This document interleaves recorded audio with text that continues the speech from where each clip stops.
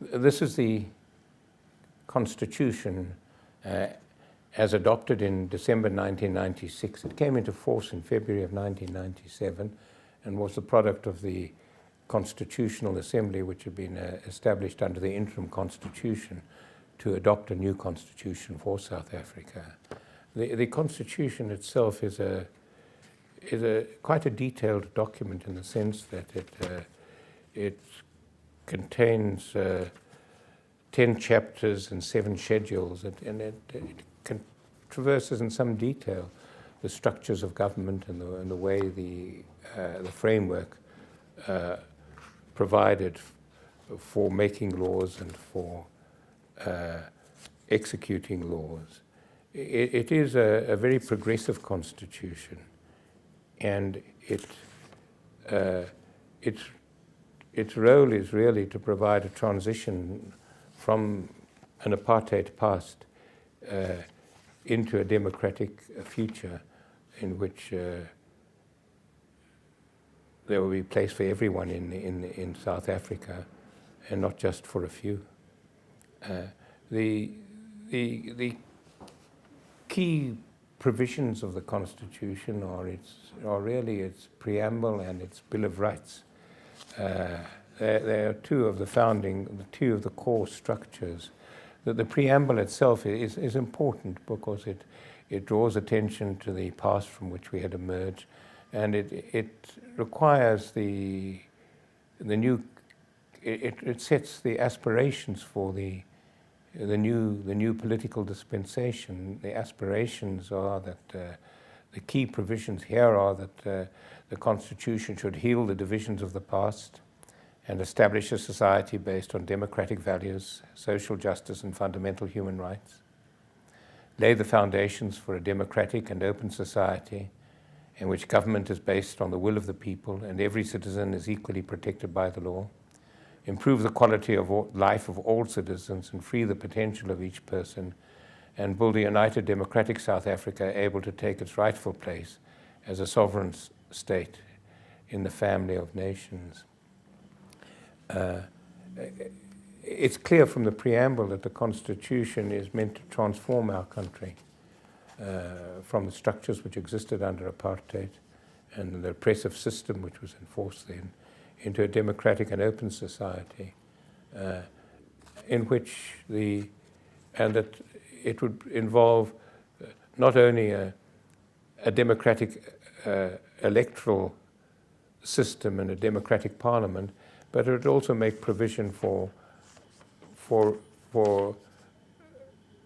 improving the quality of life of all citizens.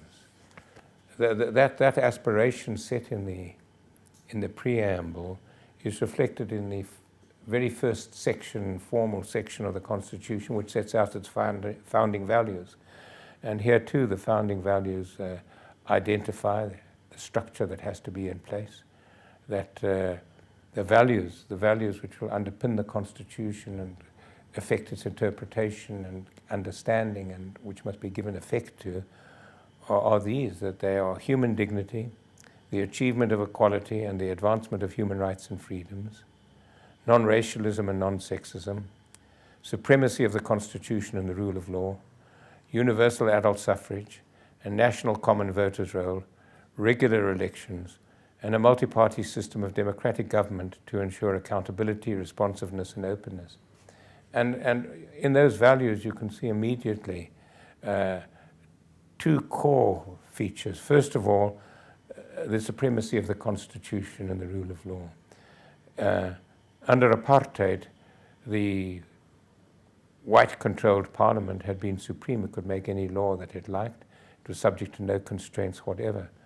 And laws which were discriminatory, racist, and oppressive could be put in place and were put in place, and courts enforced them.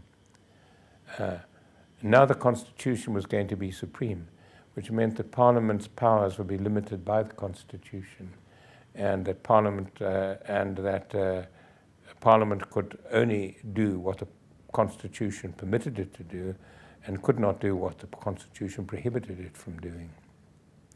The courts were given very specific powers to uphold the Constitution, to enforce its provisions, and to hold that any law or action that is inconsistent with the Constitution is invalid. And so courts were now given a central role in ensuring that the democracy which was established under the Constitution would be upheld and enforced.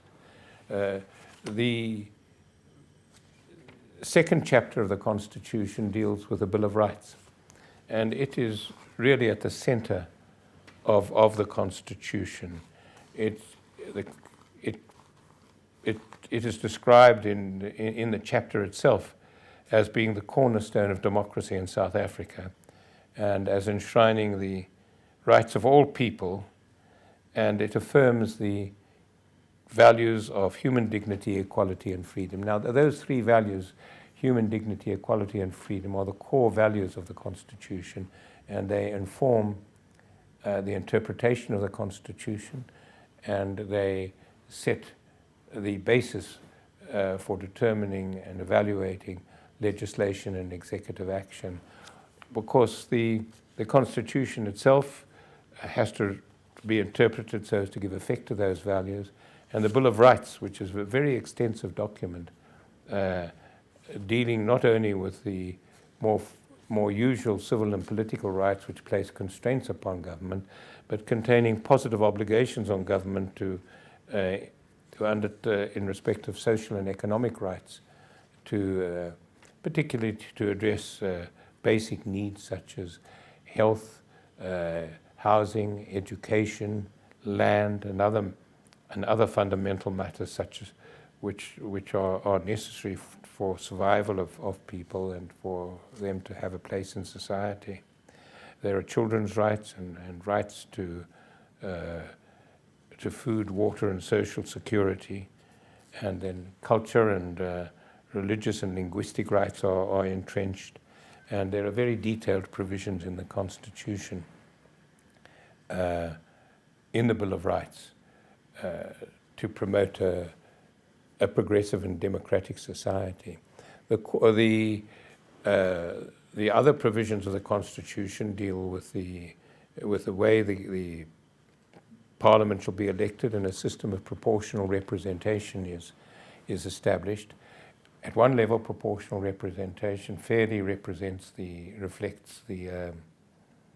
representation or the political support that particular parties have within the country, but it does give a great deal of power to the leaders of the political parties, or to ensure that people who are put into Parliament follow what they wish. So there is a tension at some stage between the role of individual parliamentarians and the role of the party. But it is a legitimate system. It fairly represents the support the parties have, and it is also a very simple system for voting, because people who have very little experience in voting are simply able to identify the party and not engage in very complex voting structures which are present in some societies. I think the two key structures in the Parliament are the supremacy of the key structures of the Constitution are the supremacy of Parliament, the Bill of Rights, the role of the courts, and of course the insistence upon democracy. Within the Bill of Rights itself, there are important provisions